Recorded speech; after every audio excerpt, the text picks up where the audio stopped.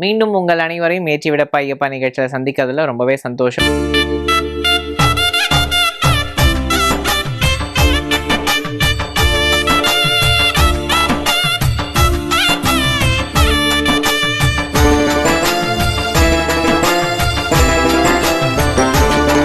ரொம்பவே அற்புதமாக போயிட்டுருக்க நம்ம ஏற்றி விடப்பா ஐயப்பா நிகழ்ச்சியில் ஒவ்வொரு நாளும் சபரிமலையை பற்றியும் ஐயப்ப சுவாமி பற்றியும் பல அரிய தகவல்களை நம்ம தெரிஞ்சுக்கிறோம். இந்த சபரிமலை யாத்திரைக்கு செல்வதற்கு முன்னாடி நம்ம கடைபிடிக்க வேண்டிய விஷயங்கள்லாம் என்னென்ன, நம்ம எந்த மாதிரியான விஷயங்கள் எல்லாம் தவிர்க்கணும் இந்த பிரம்மச்சரிய விரதத்தை நம்ம கடைபிடிக்கும் பொழுது, இந்த விரதத்தை நம்ம கடைபிடிக்கிறதுனால நமக்கு ஏற்படக்கூடிய நன்மைகள் என்ன அப்படின்றத நம்ம தெரிஞ்சுட்டு வந்துட்டு இருக்கோம். அந்த வகையில் இன்னைக்கு நான் உங்களோட ஷேர் பண்ணிக்கக்கூடிய ஒரு இன்ஃபர்மேஷன் என்னன்னு பார்த்தீங்கன்னா, கடல் மட்டத்திலிருந்து சுமார் 914 மீட்டர் உயரத்தில் அமைஞ்சிருக்கு இந்த சபரிமலை.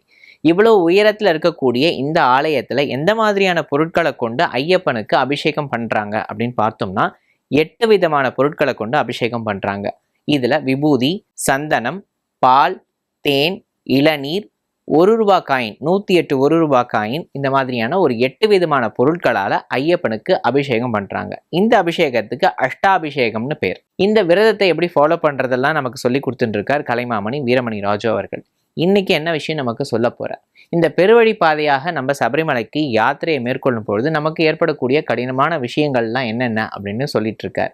எரிமேலியை தாண்டி நம்ம ஒவ்வொரு மலையை கடக்கும் பொழுது நமக்கு ஏற்படக்கூடிய கடினங்கள்லாம் என்னென்ன அப்படின்றத நமக்கு சொல்லிட்டு இருக்கார். அந்த வகையில் கரிமலை, நீலிமலை, இந்த 2 மலைகளை தான் கடக்கிறது ரொம்ப கடினமான ஒரு விஷயம் அப்படின்றத இன்னைக்கு நம்ம சொல்ல போகிறார். அந்த இடத்துல நம்ம என்ன மாதிரி விஷயங்கள் எல்லாம் கடைப்பிடிக்கணும் அப்படின்றத வாங்க கேட்டு தெரிஞ்சுக்கலாம். சுவாமியே சரணமையப்பா, ஏற்றி விடப்பா ஐயப்பா தொகுப்பிலே நாம் எரிமேலி கடந்து அழுதை கடந்து காலகட்டிக்கு வந்திருக்கிறோம். ஒரு ரொம்ப பிரபலமான ஒரு பாட்டு இருக்குது, நீங்கள் கேள்விப்பட்டிருப்பீங்க.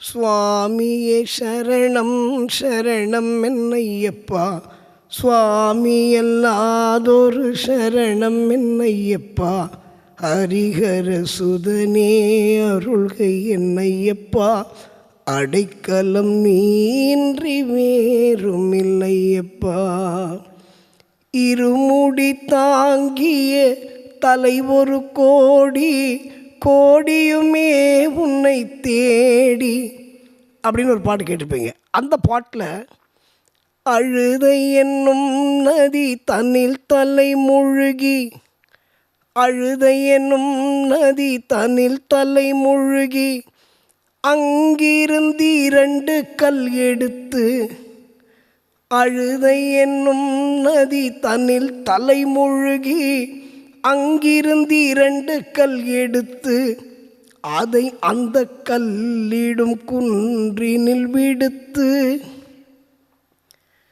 கரிமலை ஏறி ஹரஹர பாடி வந்தோம் ஆனந்தம் தொடுத்து, ஐயப்பா சுவாமி ஐயப்பா என் ஐயப்பா சரணம் ஐயப்பா அப்படின்னு ஒரு பாட்டு கேட்டிருப்பீங்க. ரொம்ப பிரபலமான பாடல்.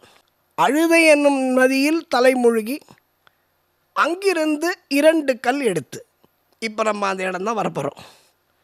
பெரிய பாதையில் ரொம்ப முக்கியமான இடம் அழுதை நதி. நான் இப்போ அழுதை நதி பற்றி சொல்லும்போது நான் ஏற்கனவே ஒரு நிகழ்ச்சியில் சொன்னேன் சமீபத்தில். அப்போது இந்த அழுதை நதியில் ஐயப்பன் ஒரு பாறையில் உட்காந்து தவம் பண்ணால் அதில் குறைஞ்சபட்சம் 1 நிமிஷமாக நீங்கள் உட்காந்து தியானம் பண்ணணும் அப்படின்னு. இது மகர மண்டல கால சீசனில் இது நடக்காத காரியம். ஏன்னா அந்த அந்த பாறையில் ஒரு ஆளுக்கு மேலே உட்கார முடியாது. ஐயப்பன் சின்ன பையன் அழகாக உட்காந்துட்டான், அதில் நம்மளால் இன்றைக்கி அங்கே உட்கார முடியாது. இதில் ஒன்று என்ன பண்ணுவாங்கன்னா, நம்ம மக்களை பொறுத்தவரை நம்ம ஏதாவது இது மாதிரி ஒரு இன்ஃபர்மேஷன் கொடுத்தா, இது உங்களுக்கு இன்ஃபர்மேஷன், இது நீங்கள் தெரிஞ்சுக்கணும்னு நல்ல விஷயம். அட்லீஸ்ட் அந்த பாறையை ஒரு தொட்டு வணங்கிட்டு போகலாம். நீங்கள் நாங்கள் எல்லாம் உட்காந்து தான் ஆவோம் அப்படின்னு சொல்லிவிட்டு நீங்கள் அதுக்கு ஒரு க்யூ நிற்க வச்சு அது ஒரு நசுங்கள் அப்புறம் அதில் யாராவது பாதிக்கப்படக்கூடாது இல்லை. அதனால் நான் நீங்கள் காமெடியாக எடுத்தனாலும் சரி, சீரியஸாக எடுத்தனாலும் சரி, அந்த பாறையை அப்படி தொட்டு வணங்கிட்டு அப்படி கிளம்பிடுங்க, அது போகும். ஏன்னா இந்த நேரத்தில் மண்டல மகர சீசனில் லட்சக்கணக்கான பேர் அழுதியை கிடப்பார்கள். அப்போ இந்த லட்சக்கணக்கான பேர் அழுதியை கிடக்கணும்னு அத்தனை பேர் அது மேலே உட்காந்துட்டு தான் வருவேன்னா வேலை ஆகாது. அதனால் தேவசிங் சுவாமிமார்கள் எல்லாம் இந்த விஷயத்தை எடுத்துக்கொண்டு அந்த பாறையை தொட்டு வணங்கிட்டு நீங்கள் கண்டினியூ பண்ணலாம். சரி, இப்போ கல்லிடங்குன்றுக்கு வருவோம். இந்த அழுதா நதி பக்கத்தில் ஐயப்பன் மகிழ்ச்சியை சம்ஹாரம் பண்ணான். இதில் பல பேருக்கு ஒரு சந்தேகம் வரும்.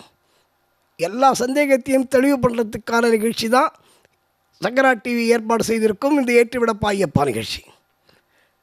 சார், மகிழ்ச்சி உடம்பில் அவன் உடம்புலேருந்து ஒரு ரத்த சொட்டு வந்ததுன்னா அந்த ரத்த சொட்டுலேருந்து ஒரு மகிழ்ச்சி உருவாவான்னு நீங்கள் சொன்னீங்க.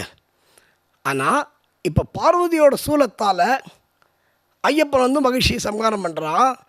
அப்போ அதுலேருந்து வர சொட்டில் என்ன பண்ண முடியும்னு நீங்கள் கேட்கலாம். நான் ஏற்கனவே சொன்னேன், அது தரையில் விழுந்தாதான் இல்லையா, அது தரையில் விழுந்தால் அதுலேருந்து ஒரு மகிழ்ச்சி உருவாவான். அதனால தான் ஐயப்பன் என்ன பண்ணால், எப்படி நரசிம்ம அவதாரம் எடுக்கும் பொழுது நரசிம்மர் வந்து இரணியனை மடியில் போட்டு பிறந்தாரோ அந்த மாதிரி ஐயப்பன் என்ன பண்ணால், இந்த முட்டி, சின்ன பையன் இல்லை, இந்த முட்டியை அப்படி தூக்கி அவன் முட்டி மேலே அந்த தலையை வச்சு உடம்பு கீழே வச்சு சூலத்தால் அப்படி குத்தினான். மகிஷாசுரனை எப்படி துர்க்கை சம்ஹாரம் பண்ணாலோ, எப்படி நரசிம்மர் வந்து இரணியனை சம்ஹாரம் பண்ணாரோ அதை மாதிரி மடியில் வச்சு. ஒன்று என்னென்னா, அவளுடைய வரம் அவள் உயிரோடு இருக்கும் வரை தான் அந்த ரத்த சொட்டுலேருந்து ஒரு மகிழ்ச்சி வர முடியும். இப்போ பேசிக் மகிழ்ச்சியோட உடம்பு, இந்த மகிழ்ச்சியோட உடம்புக்கு உயிர் போயிடுச்சு அப்படின்னா அந்த ரத்தத்துக்கு வேல்யூ இருக்காது.